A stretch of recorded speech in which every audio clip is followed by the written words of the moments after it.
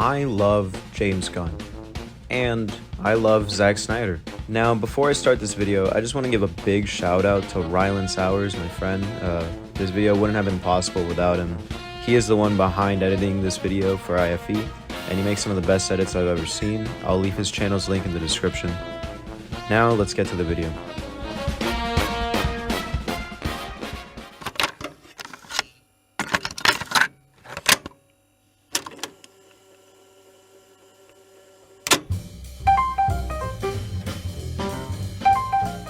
Being a DC fan sucks.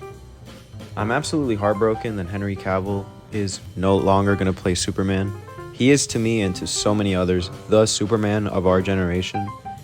And I get it. The dude's expensive. Warner Brothers probably isn't financially stable enough to pay him for more appearances, especially after Black Adam didn't do too hot at the box office. Don't get me wrong, Black Adam is a fun ride with a bag of weed, but on its own, it's quite forgettable. I love the action, soundtrack, and all the actors, but the villain is forgettable. I can't even name a single fact about him from that movie. I don't even remember his name. That's how forgettable he was. It asks too many questions without answering any of them, and it just isn't trying to be anything more than what it is. Do I think all this should be ditched for a clean slate? Maybe. More than anything, the Snyderverse deserves an ending. It just sucks being a DC fan, because here we all are, excited for the future. Henry Cavill is back, Ben Affleck is, or was, in Aquaman 2, and we maybe could have gotten one more Zack Snyder's Justice League, until James Gunn and Peter Safran were announced as presidents of DC. Now, I don't know what Gunn's plans are for the DCEU, but I just want to say this. I was happy with where the DCEU is heading. I absolutely loved The Suicide Squad. It's one of the most rewatchable films DC has put out in a while, and if they're gonna have someone run DC, James Gunn is the guy. But I also loved Zack Snyder's Justice League. My name is Ezra Miller, and I am criminally excited. It perfectly encapsulates all of what I love about DC. It features every character doing their part in the final battle, to the point where you feel like all the members are needed to finish off the fight against Steppenwolf. The Flash and Cyborg are the beating heart of the film. Batman has a great arc that is a natural continuation of everything he went through in BVS. Every shot is made to feel maximum impact, and overall, it's just Zack Snyder not holding back. And although sometimes the slow-mo and some of the writing bogs down the pacing, I love it. In an era where so many comic book movies are mass-produced and shot out like a McDonald's drive-thru, it was nice seeing an actual visionary handle some of these characters. A guy with a unique style. And the original cut of Justice League is honestly a joke in comparison. It just goes to show how ego could blind someone like Joss Whedon. None of the dialogue changes are necessary. To me, it screams, I don't like this idea or line because I didn't come up with it. DC isn't Marvel, which is something that took WB a while to understand. I wish we could have gotten Zack Snyder's Justice League 2 and 3, but it seems like that's no longer a possibility, which sucks, honestly.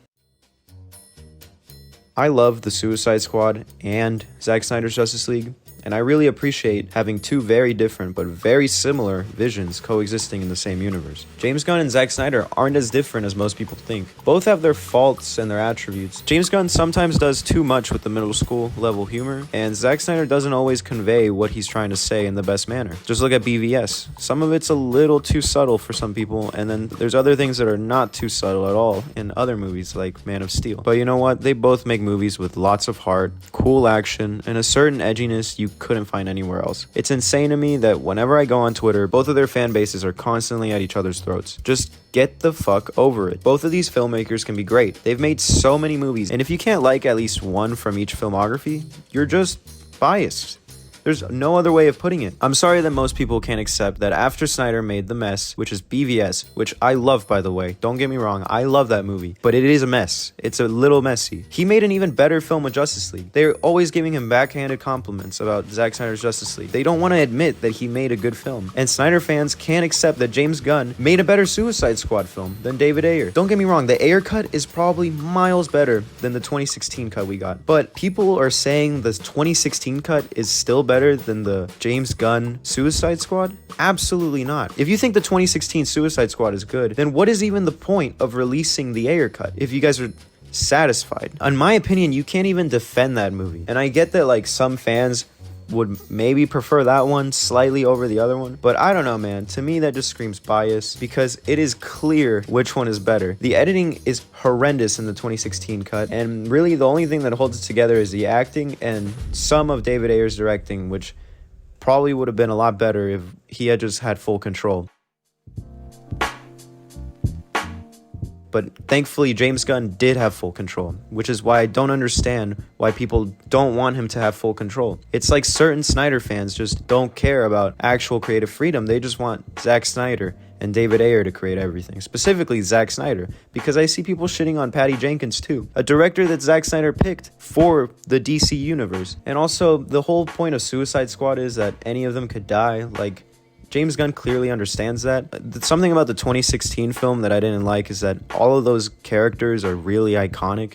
Like, clearly none of them are gonna die. They're gonna have to be in a spin-off movie or like crossover with Batman at one point, or at least we thought at the time. But no, man, like, James Gunn has some C-list, D-list characters because he knows the Suicide Squad is the Suicide Squad. People are gonna die. Anyways, in conclusion, I just want people to stop bickering and just enjoy what we have gotten. It's sad that the Snyderverse won't continue, but I think it's time to move on, guys. And if James Gunn really decides to keep his cast, which I love, it will probably be the biggest slap in the face to everyone that follows these movies, especially after how he handled Henry Cavill. If you can't commit to a full reboot, then what's the point? I guess we'll have to see. I guess it's just best to keep an open mind, but I think for now, I will be mainly going through rewatches and first-time viewings of old Hollywood classics because I am personally burnt out on DC. I'm hopeful for the Flash movie because Andy Muschietti did great on the first It movie. I'm hoping it's at least a decent final chapter to the Snyderverse as we know it.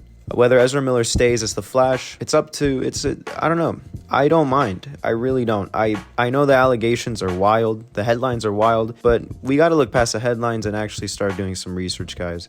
We got to be better than the headline generation. Honestly, it just doesn't feel right. It kind of reminds me of how people treated Michael Jackson back in the day. You know, all these crazy headlines about him. And at the end of the day, when you start looking at the evidence shown on the table, it's nowhere near as bad as people made it out to be. So if Ezra Miller actually does get mental help, I wouldn't mind seeing his Flash stay with the DCEU. At the end of the day, if you're going to have one actor remain, continuity-wise, it just makes sense if the Flash stays. You could still reset the DCEU at the end of the Flash for this new DCU era with James Gunn. It's just up to him. Anyways, guys, that's it for the video. Don't forget to check out Ryland's channel, and don't forget to like and subscribe for more content. Comment what you think below, and I will see you guys later. I'll try to reach out in the comments and reply as much as I can.